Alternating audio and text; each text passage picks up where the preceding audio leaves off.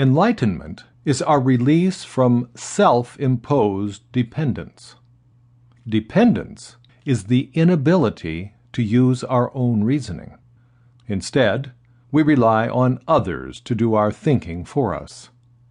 It is self-imposed, not because we lack understanding, but because we lack decisiveness.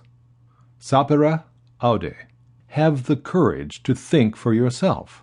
This is the motto of the Enlightenment. Why do so many people remain dependent? The answer is laziness and cowardice.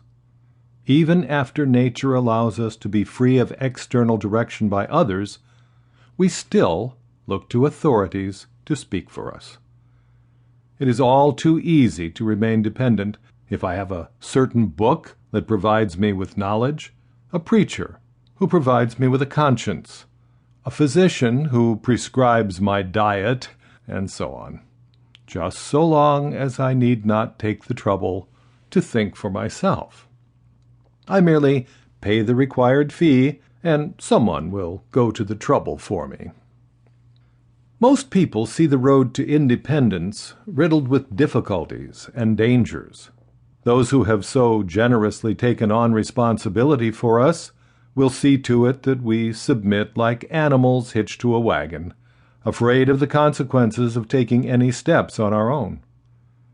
But our struggles are not so dangerous when we realize that we need them in order to learn to walk by ourselves. Otherwise, we might never try.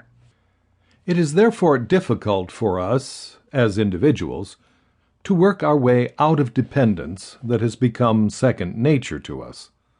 We might even be fond of our own foolishness and thus be incapable of serving our own best interest simply because no one has made us try. Formulas and rules, those mechanical tools of rational use, or rather misuse, of our natural gifts, are the shackles of eternal dependence.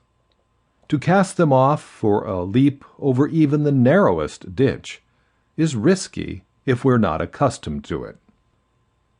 This is why few people can free themselves from dependence by their own wits and pursue their own steady course. But surely it is possible for people to enlighten themselves. If given sufficient freedom, the process of self-enlightenment is almost inevitable. Even among the mass educators of the establishment, there will always be some who think independently. Having cast off the yoke of dependence from their own shoulders, they will spread the spirit of rational discourse regarding the value and vocation of individuals. However, it is truly remarkable how an enslaved people, aroused by others who likewise were unable to free themselves, will still try to force its enlightened educators into submission. The process of enlightenment may well be slow. Revolutions may bring about a rejection of individual despotism and of greedy and oppressive subjection, but they will never lead to a true change of mind. Rather, new prejudices, as well as old ones, will direct the thoughtless masses. To reach enlightenment, we need freedom. That is, the least harmful form of what we call freedom, namely the use of one's ability to reason openly about things.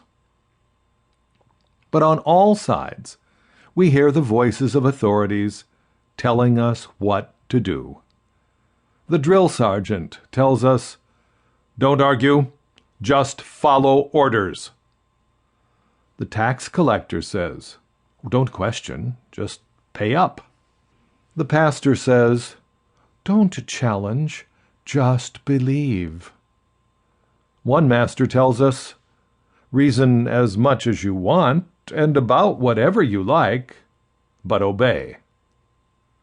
On all sides we encounter limitations to our freedom. But which of these limitations are obstacles to enlightenment?